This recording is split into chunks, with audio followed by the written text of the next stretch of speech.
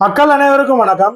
நாடாளுமன்றத்துல போய் வட இந்தியர்களுக்கு வஉசியை தெரியுமா, பாரதிய தெரியுமான்னு நாடகம் ஆடிட்டு இங்க அவங்க கட்சியை சேர்ந்தவங்களை வச்சு மகாகவி பாரதியார மிகவும் தரம் தாழ்ந்து விமர்சிக்க வைக்கிறாங்க. மகாகவி பாரதியார தமிழ்நாட்டு மக்கள் மத்தியில கேவலப்படுத்தணும்னு அவரை கஞ்சா அடிக்கிறவரு சனாதனவாதின்னு பொய் பிரச்சாரம் செய்யறாங்க. இவங்களுக்கு இவங்களோட தலைவர்களை பெருமைப்படுத்தணும்னு மிச்ச தலைவர்களை சிறுமைப்படுத்துற எண்ணம் எங்க இருந்து வருதுன்னு தெரியல. இப்படித்தான் கொஞ்ச நாளைக்கு முன்னாடி கர்ம வீரர் காமராஜர் அவர்களை முக்தார்னு ஒரு ஆளை வச்சு தப்பா பேசினாங்க.